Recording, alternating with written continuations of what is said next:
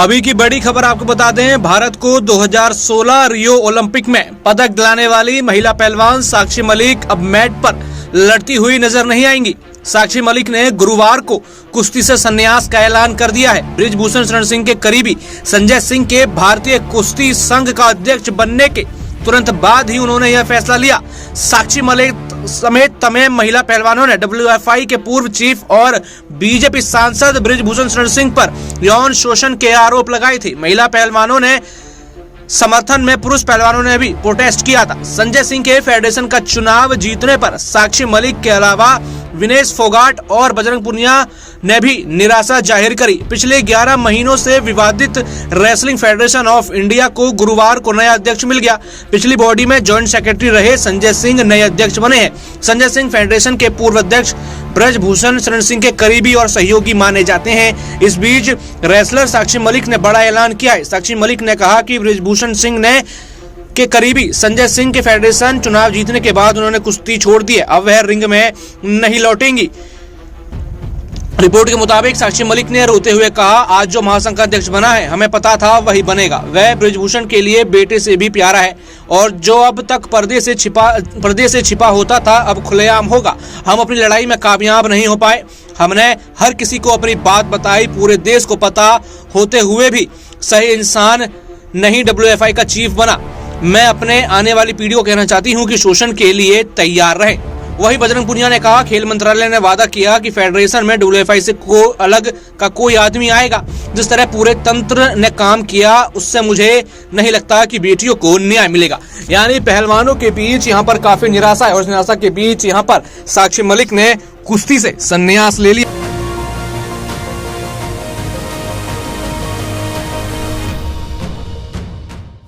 हम तो 40 दिन सोए रोड पे, लेकिन मैं सभी तमाम देशवासी जो भी हमारे प्रोटेस्ट में आए, दूर दूर से आए, बूढ़ी महिलाएं आई, बहुत सारे लोग ऐसे आए जिनके पास खाने कमाने के लिए नहीं है, फिर भी हमें सपोर्ट करने आए। हम नहीं जीत पाए पर आप लोगों का बहुत बहुत धन्यवाद।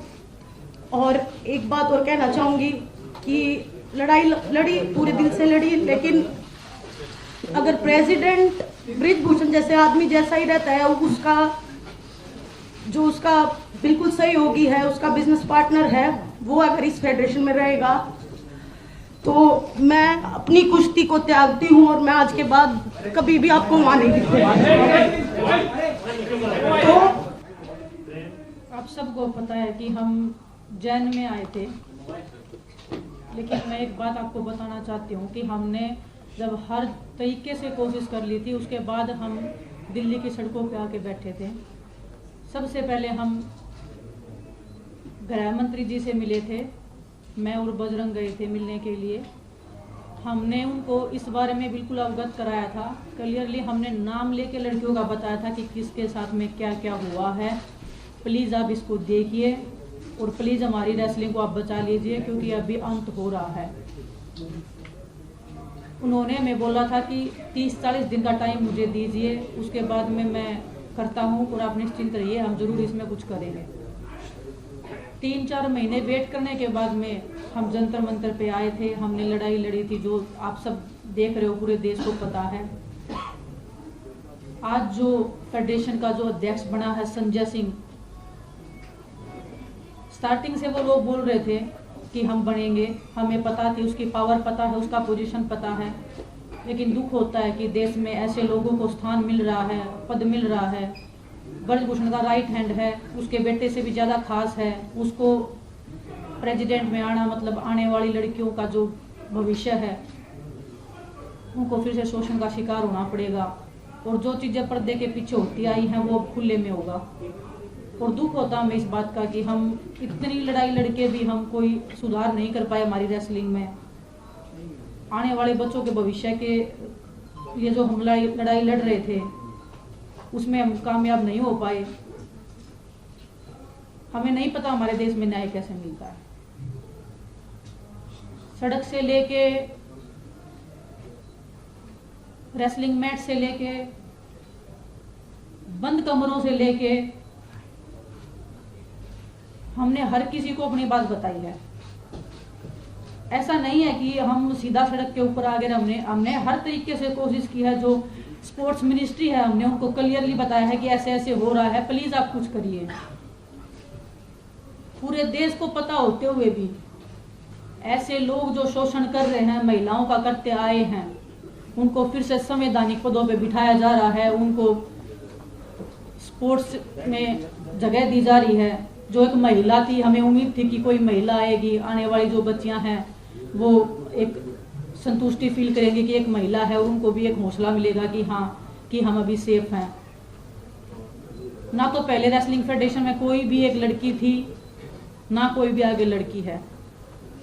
मैं हमारे आने वाले रेसलर से कहना चाहती हूँ कि आने वाली 2 या 4 पीढ़ियां तैयार रहिए शोषण के लिए। शायद आपको भी ये लड़ाई लड़नी पड़ेगी, हम जो ये लड़ाई लड़ रहे हैं। भगत सिंह जी ने जब देश के लिए फांसी लगाई थी, देश तभी आजाद नहीं हुआ था। काफी साल लग गए थे उनको अपने देश को आजाद होने में भी। हम उम्मीद बहुत कम है, फिर भी हम उम्मीद कर रहे हैं कि हमें न्याय मिलेगा।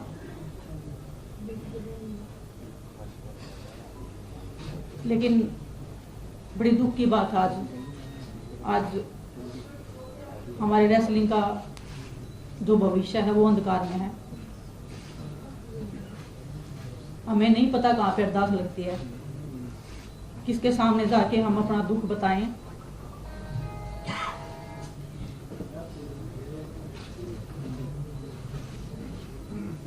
आज आप सबके सामने आए हैं, हम ट्रेनिंग कर रहे हैं, फिर भी हम बैठे हैं यहाँ पे, फिर भी हम लड़ाई लड़ रहे हैं। उम्मीद कर रहे हैं कि वो आस और उम्मीद हम फिर से जगा पाएं।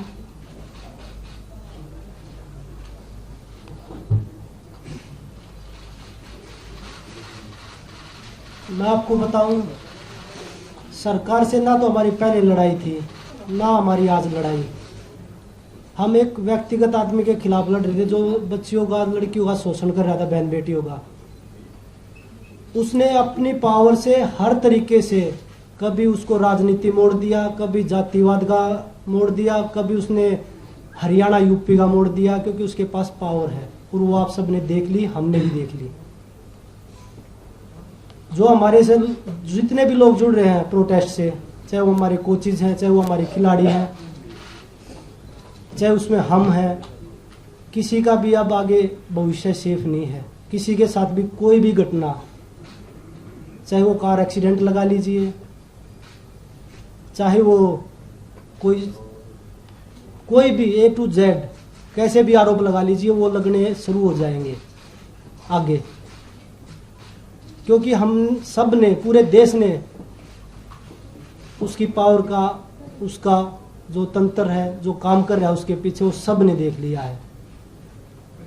जिस तरीके से वो लोगों में अपना भ्रम फैला रहे हैं, लोगों को तोड़ने की। जब 20 लड़कियां स्टार्टिंग में आई थी, उनमें उन्होंने 6 छोड़ दी, उनके भी पीछे एक एक करके सबको तोड़ने लग रहे हैं। तो इससे बुरा दौर क्या होगा देश के लिए। और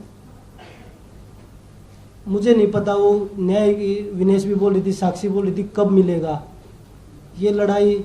चलो हम लड़े, हम नहीं जीत पाए, लेकिन ये लड़ाई किसी न किसी को, जो आने वाली पीढ़ी उनमें, उनको भी किसी न किसी को लड़नी पड़ेगी।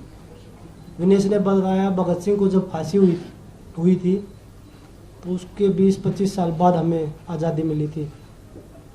लेकिन पता नहीं कुश्ती से आज़ादी हमें कब मिलेगी। अब हमारी रेसलिंग का कैरियर, हमें नहीं लगता कि आगे हम रेसलिंग कर पाएंगे या नहीं कर पाएंगे। क्योंकि जब उसी के लोग आ रहे हैं, वो जो बच्चे हैं जो उनके खिलाफ लड़ाई लड़ रहे थे, इतनी हिम्मत जुटा के वो आगे आए थे, इतने साल लग गए उनको ये हिम्मत जुटाने में। जो हमारे देश की, जो गांव में, जो देहात में महिलाएं हैं, वो इस शोषण से गुजरती होंगी, तो वो भी तो देखती होंगी कि हम किसके सामने आवाज रखें। जब हमने पूरे देश के सामने, पूरी सरकार के सामने सारी चीजें खोल के रख दी, उसके बाद भी न्याय नहीं मिला, तो वो बहन बेटियां किसके सामने रखेंगे अपनी बातें। हमारे देश में मुझे नहीं पता कि राजनीति कैसे होती है, पर आज देख रहे हैं ना, सिर्फ जातिवाद, धर्म हो रहा है, धर्म यही होती है। मैं अपनी खुद की बताता हूँ, खिलाड़ी की क्या जाति होती है। हम अखाड़े में बैठ के एक थाली में रोटी खाते हैं, हमें जाति किसी की नहीं पूछते कि आपकी क्या जाति है, आपका क्या धर्म है।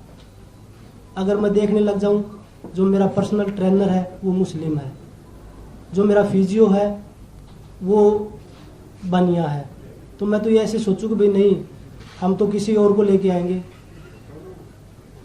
उनके साथ हम एक ही थाली में रोटी खाते हैं।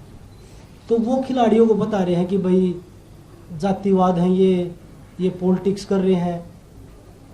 मैं आज पूरी मीडिया बैठी है देश की, अगर हम तीनों में से कोई भी किसी पार्टी के टच में हो या किसी पार्टी को ज्वाइन करना चाहता हो, कभी नहीं मिलेंगे हम आपको, किसी भी पार्टी के साथ नहीं मिलेंगे। हम राजनीति करने नहीं आए, हम अपनी बहन बेटियों की न्याय की लड़ाई लड़ने के लिए आए हैं यहाँ पे। तो वही बताया, जो आगे जो हमारे साथ जुड़े हैं जितने भी लोग हैं, बहन बेटियां, उनके साथ किसी के साथ कुछ भी हो सकता है आगे भी।